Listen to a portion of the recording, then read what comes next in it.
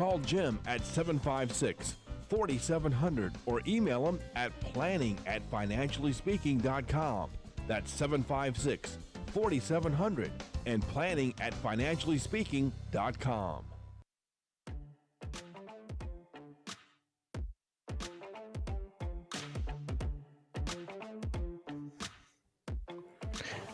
Welcome back to Financially Speaking. Jim Taunton here. For a minute, I thought we weren't live on YouTube, but I do see it now, and I did refresh Dom even before you told me to. So there you go. You can always catch us live on radio, of course, 103.7 FM, but also live on YouTube. My YouTube channel is Financially Speaking NC. That's from NorthCarolina.com. And if you get on there, do hit the subscribe button. Believe me, I'm not making a dime on YouTube, but that way you'll get notifications each week when I'm going on the air. And even if you're not near radio, you can listen on your telephone, cell phone. We don't call them telephones anymore. So there you have it. And also on a YouTube channel, you can go back and watch any program I've done since we've been going live on YouTube. That's about, 5 months ago, something like that. Time really flies. Whew. All right. I don't think we have a caller. Let me just check. Nope, he hasn't given me a notification. So call me anytime with a financially related question or comment, and I'll be glad to stop what I'm doing and answer your call. And again, your name goes into the drawing for the dinner for two at Tavola. If you do call with a question, 561-TALK, 561-8255. All right, what I've got here is it's a lot of market data. I mean, I've got just a lot of stuff here, a lot of pages, and I just threw it all together. And I'm going to kind of cherry pick some information. The market was down today, for the most part. Not everything was down.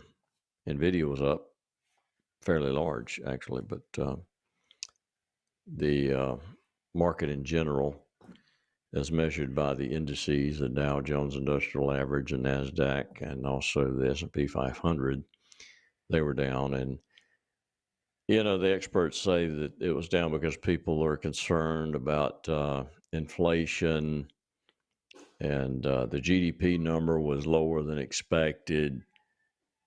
I just, do people really buy and sell companies? Don't call it stocks for a minute. Just say companies. And I think that I'll make a bigger impact with people. You're not selling a CD or something. You're selling a company when you sell a stock, okay? Do people really buy and sell companies based on today's news?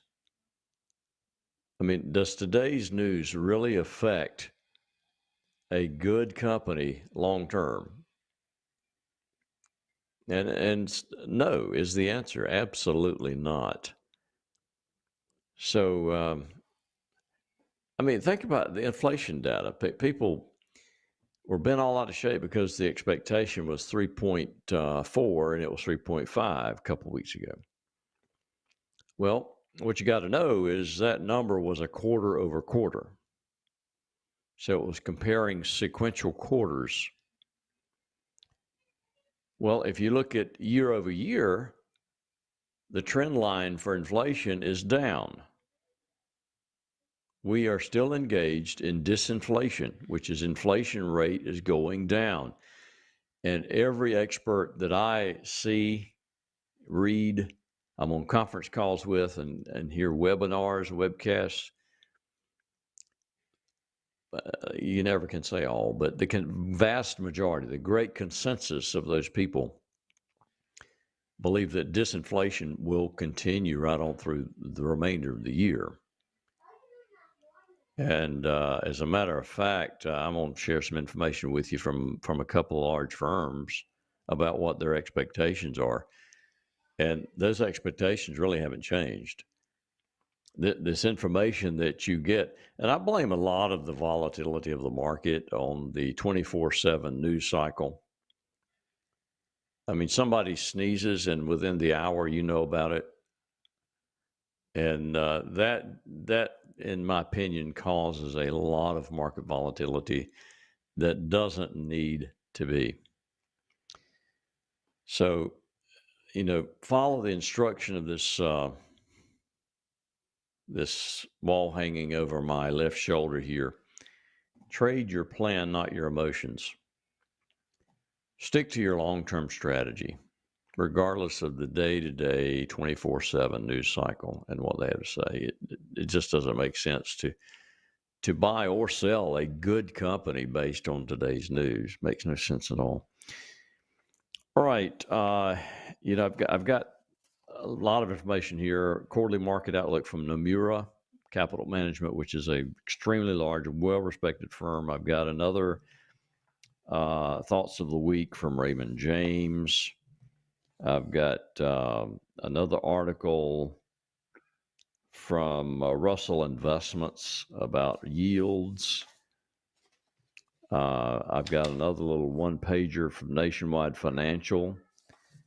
And so, yes, I just have access to a lot of stuff. And you have access to that, too, for the most part. Some of it, however, is for advisors only. And so I may be ahead of you there. But let's look at what Nomura has to say about first of all, the macroeconomic environment. Restrictive policy. Restrictive policy is when rates are higher than they have been, and that is definitely the case. And the Fed has raised rates, although the midterm, long-term rates have not reacted like anyone thought. They thought those rates would come down as the economy began to slow. Restrictive policy has tamed inflationary pressure and achieved disinflation. Yes, it has. Do you remember a month or two we had 8.5% to 9% inflation?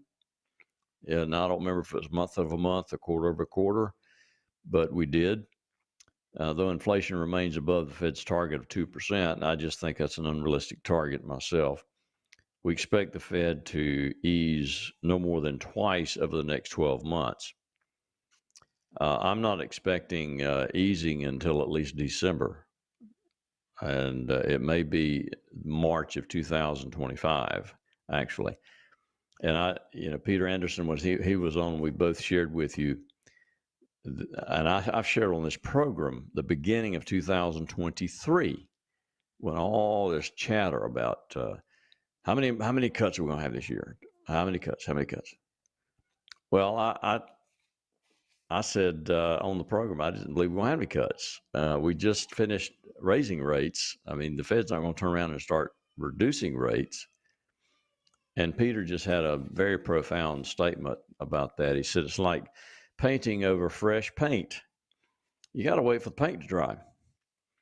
You got to wait to see what these rate hikes are doing and see the shift in direction. And then you can perhaps begin to ease on the rates. Larger dispersion of outcomes expected as potential cracks manifest simultaneously in a handful of areas. In other words, nobody will really know what's going to happen. Higher rates and above target inflation will likely be a persistent reality. Real estate. Now, this is something that I'm hearing more and more about. Commercial real estate is in disrepair, to say the least. And part of that is the stay-at-home workers now. You've got a lot of companies that aren't paying for office space like they were, because they have discovered, because of COVID, that employees can stay home and be just as productive in some areas, not all areas, but in some areas. So commercial real estate has taken a pretty big hit, but let's see what Nomura has to say. Commercial real estate is in focus. Liquidity events will reveal a bottom. Liquidity events is just simply when people are selling their commercial real estate because they're getting a negative cash flow because they're not renting them out. So that is a liquidity event. You can impress people at parties by saying, yeah, we're going to have a liquidity event, commercial real estate. Patience and diligence will be critical. Okay, residential real estate continues to be strong with a high level of equity. Low activity levels are a result of higher rates and higher valuations. So we've got lower sales in real estate, but it's due to higher mortgage rates and higher costs of real estate in the residential area. What about consumers, which is by far the driver of our economy? Consumer behavior continues to cool with negative performance and lower credit borrowers. Credit is being extended to a more limited set of borrowers as income is flat, savings fall, debt costs rise.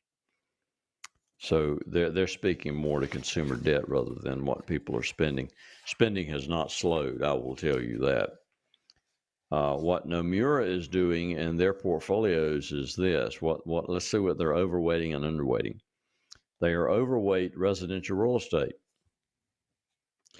They are cautiously optimistic on commercial real estate. That's interesting, considering what they just said about it. Asset-based lending, cautiously optimistic. Direct lending, they're neutral. Specialty finance, they're cautiously optimistic. I don't even know what that is, to be quite honest with you. All right, let's move on. Now, let's look at their base case for economic conditions going forward. They're looking at a 12 to 18 month period forward looking. 12 to 18 months. They believe that real GDP growth will be somewhere around 1.5%. They believe inflation will be at 2.5%. So lower than it is currently and close to the Fed's target. They believe unemployment will be at 4.25%, which is excellent, a little bit higher than we are now, which the Fed expected. Base rates modestly lower, so they do believe interest rates are going to go down. Volatility modestly higher. Now let me talk about the rates going down. And I was talking with a gentleman today that was in my office, and the timing was good. I had an appointment with a client that we were going to be talking about the very same thing, but basically it was rates, where they might be going and how it would affect fixed income assets, bonds, essentially. We all know that money market rates are historically high right now. I mean, money market rates are over 5%. Fixed annuities are close to 6%, depending on what period you buy one. 3 years right at 6%, which is unbelievable. So, rates are high on those things, but money market funds are extremely short-term instruments, and they are volatile when it comes to interest rates. If interest rates come down, the yield on those would come down immediately, immediate adjustment. Short-term bonds, on the other hand, those assets, the price of those assets will go up if interest rates come down. So if you buy, say, a short-term bond fund or a bond ETF, and you have a yield of 5.2, 5.3%, if you're holding that and interest rates go down, you actually could see an appreciation of the share of the prices of those bonds that are being held in that, say, exchange traded fund. And you might get a total return of 7, 8, 9% on short-term bonds, which would be phenomenal. And the firm that I was speaking with today actually believes that's going to happen. So short-term bonds, could be a place to house some of your dry powder presently. So talk to your advisor. Don't ever act on what you hear on this program. I've told you that many times, but I need to tell it every program, I guess, because compliance needs to hear it. So don't act on what you hear on this program. Go to your financial advisor, discuss it with he or she, and you make a decision that you feel is in your best interest. All right. Let me just flip through a few things here. Yeah, let's enough of Nomura. Let's file that away in the basket. Okay, let's see what old Raymond James is having to say. Economic growth should start to simmer down. Well, we saw it simmer in this last report. So while the economy has managed to avoid a recession, we do expect growth to slow from last year's strong pace. Why? But first of all, because small business optimism has fallen to its lowest level in since 2012. More importantly, the percentage of businesses reporting poor sales has climbed to its highest level in nearly 3 years. Secondly, with the latest backup in rates, borrowing costs are soaring again. Mortgage rates have climbed back to above 7%. Credit card rates are hovering near record levels, 22%. Look, nothing wrong with having a credit card. You need one to do a lot of things. I have one. I run just a pile of money through it every month. But guess what? We pay it off every month. We're not paying 22% interest. I mean, that's just usury. You should not carry a balance on your credit card. We pay off all the new balances on the account or on the credit card every month. There is a balance that carries forward, but it's the new money, I should say, carries forward, so we don't pay interest on it. The old money from the previous month is paid off. Never pay any interest on the credit card. But I've bought a lot of televisions from my points from my Visa. I can promise you that, because I run a lot of stuff through it. All right. Labor conditions will gradually ease, which means unemployment rate, they believe, is going to go up some. Inflation has remained stubbornly high. More forward-looking metrics suggest that downward inflation trend remains intact, however. See that when a firm writes that, I'm thinking they don't really want to state an opinion. Listen to this again. While inflation has remained stubbornly high, more forward-looking metrics suggest the downward inflation trend remains intact. I mean, okay, what do you believe about that, Raymond? Tell me. All right, their bottom line says hotter than expected inflation has reduced market hopes for rate cuts. I never had hopes for rate cuts this year, as expectations for 2024 rate cuts have fallen from 6 at the start of the year. That was absurd. To around 2 today, still absurd. However, it is important to remember that the Fed's preferred measure of inflation, which is the PCE, and much of the upward pressures on CPI are not weighted as heavily within PCE. This should lead to continued downward pressure on the PCE. So, yeah, we're in a disinflationary period, no question about it. All right. Hotter than expected inflation data drove a sharp spike in yields. We know that. What are they saying about politics? Let's just see. President Biden unveiled a new student debt proposal that could bring relief for up to 30 million borrowers. Do you know what relief for 30 million borrowers means? It means that you and I are paying the bill.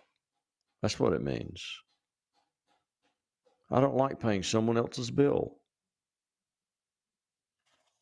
That, my friends, is not a good thing. All right. Good heavens.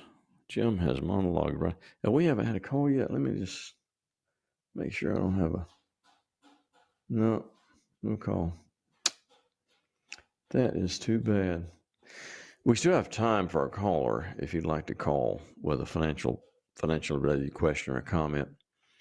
561-TALK, 561-8255. But, we probably don't have time for a break. We talked right through the mid-program break. All right, this was an interesting article, I thought, from Russell Investments. Why are U.S. yields rising? Despite likely Fed cuts this year, U.S. government bond yields have risen on the back of stronger than anticipated economic performance. Although inflation over the first quarter came in slightly higher than expected, encouraging signals from forward-looking indicators suggest that the broader disinflation trend will continue. Do you know that phrase, forward-looking, is way overused? When you're looking at markets and economy, you're almost always looking forward. So it goes without saying. With a probability-weighted fair value estimate of around 3.9%, our outlook for U.S. government bonds in the months ahead remain positive. Yeah. If rates come down like they say, I looked at a chart today, actually, of what's happened in bond prices in a particular fund over the last year and a half or so. The correlation between the rates jiggling back and forth and the actual net asset value of the fund, which reflects the prices of the bonds being held, was tremendous. Rates go down, bond prices go up. Just that simple. So if you are holding bonds in a period of reducing interest rates, you'll not only clip the coupon on the bonds, but you'll also get an appreciation of the price of the bonds. So it may be a time. Talk to your advisor. Here's an article from Nationwide Financial. Is how sustainable is the current bull market run? The stock market's rally from October 2023 low has been remarkable. It really has. For example, double-digit quarterly gains for the S&P 500 index, which was 11.2% for fourth quarter last year and 10.2% for first quarter this year, have only happened 8 times since 1954. That's historical. Furthermore, quarter one was the 11th best first quarter for the S&P 500 since 1950. I was not born yet. The index also notched 22 record highs, the third most in a first quarter on record. Third most, just trailing 1964 and 1987. Wow, that's phenomenal. Bottom line is we've had a really good start to the year. We've had such a good start to the year. If we had no more growth in equities this year, we've had a pretty good year to follow the great year we had last year. I mean, and I think we certainly will end up. I think we'll be higher December 31st than we are now, and we've already had a decent year. So I think it's going to be a better than decent year. And I think next year will be positive as well. Of course, all of this is barring unforeseen events, Iran lobbing a nuke at Israel or Russia doing the same in Ukraine or that kind of stuff going on. Geopolitical events certainly can alter the tenor of a market, in a heartbeat. Let me give you some contact information. If you would like to have a conversation with me, maybe you're disappointed with your advisor. He doesn't communicate well enough with you, or performance is not great, or you just don't think he's looking as broadly at things as he should, or maybe he can't give you holistic planning. I'm a certified financial planner. I do full-blown financial plans with clients. Give me a call. We'll sit down and talk, and bring your statement, and we'll talk about it. And if you don't think we can communicate, you're not feeling a peace about it, then no cost or obligation to talk with me the first time. The number at the office is 756-4700. That's area 252-756-4700.